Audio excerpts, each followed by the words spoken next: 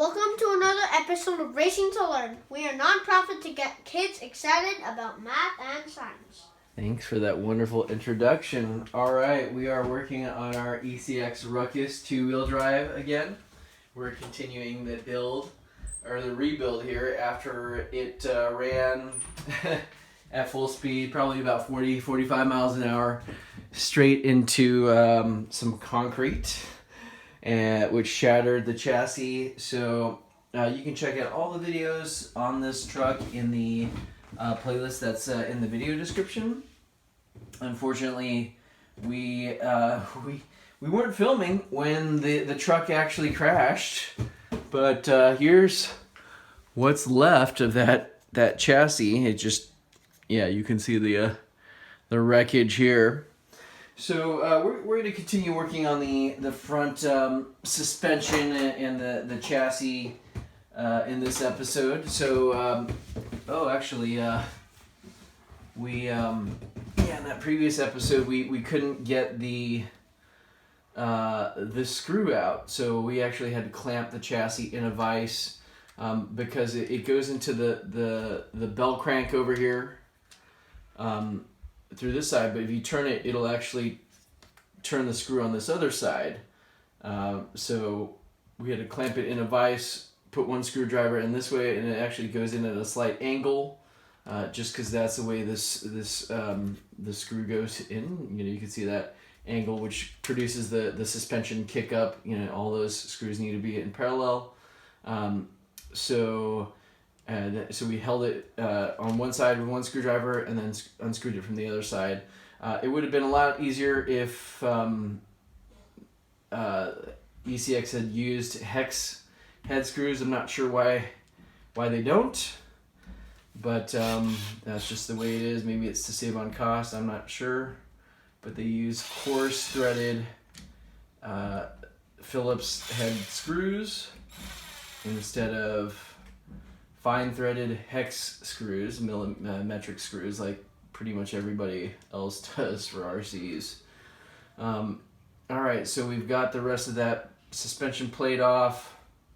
You can see our workaround here on this chassis for there's the servo saver on these ECXs are kind of notorious. You've got to use something to, like a zip tie here, to actually that's one of the workarounds to tighten up the suspension a little bit. All right, so we're just gonna continue. Oh, didn't think of that. I'm actually holding the.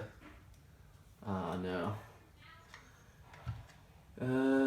Where's that screw?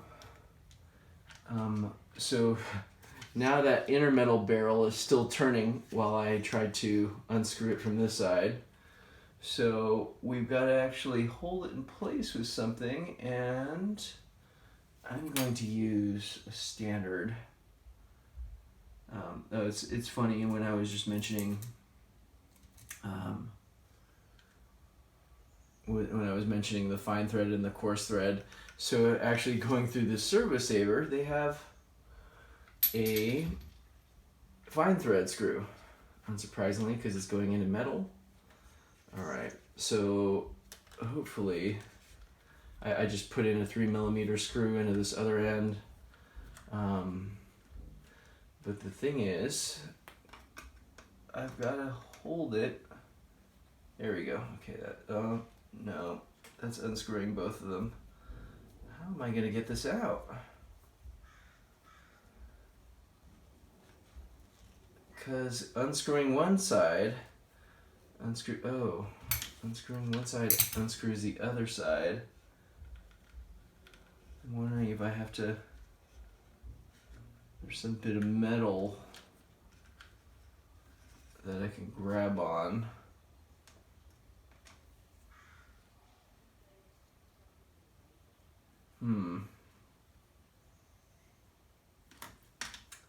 That makes getting this out difficult. Oh, here we go. I can just slide, didn't think of that. I can just slide this entire portion out, the steering bell crank out now. I don't need this screw.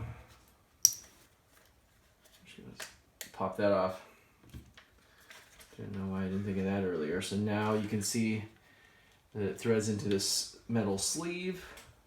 We can just hold on to that sleeve with one hand and unscrew from the other. And it is not coming out very easily here.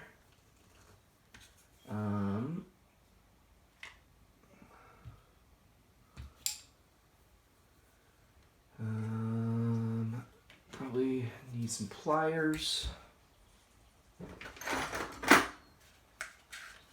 to hold this metal portion over here on one side. Hopefully that gives me enough grip.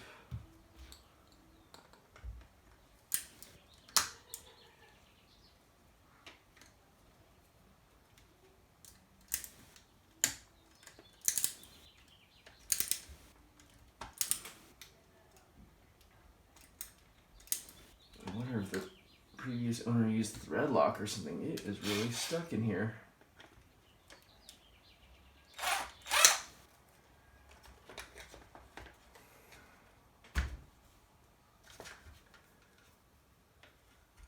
It would have been nice if this had some flat spots instead of being perfectly circular, so that you'd have something to grab onto it, or better yet, if it was, like a hex, so you could use a wrench.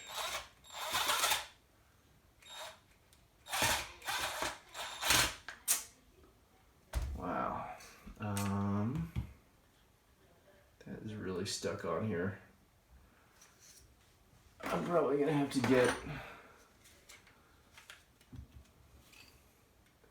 I'm gonna try to grab onto this a little bit higher up here, give me more leverage.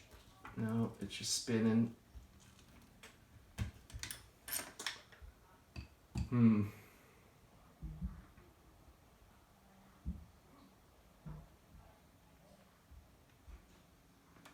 gonna try that screw trick again here.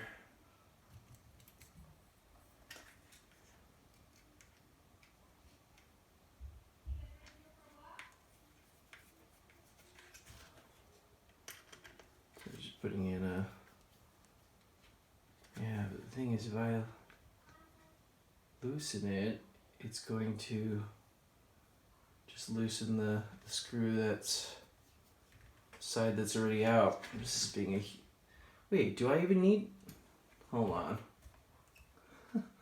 I should look at my replacement here. Oh, and the RPM insert. Let's see this, I can pop this one out.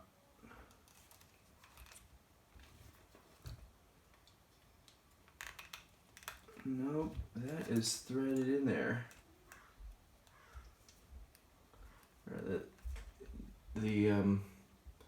The metal part in here does not come out of the RPM. I should really reference the RPM instructions, because this is not coming out.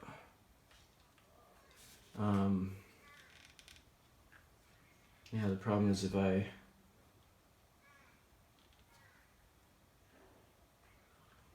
unscrew one end, the other end keeps slipping. So either I've got to grip onto this with some pliers.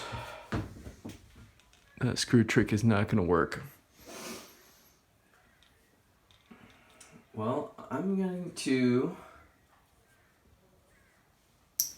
take a look at go online and take a look at the RPM ECX two-wheel drive servo saver eliminator bell crank here. I'm going to go take a look at those instructions and see how they recommend that you take this out, because this is not, I'm going to risk either marring this metal cylinder. I've already kind of nicked the top of it there, but that's, that's not happy. Actually, I probably won't even reuse this. If I need a spare, I would just buy the RPM cranks for any other truck that I put this into. Let us know what you guys think in the comments. Like, comment, subscribe, and we will catch you next time. Thanks again for watching.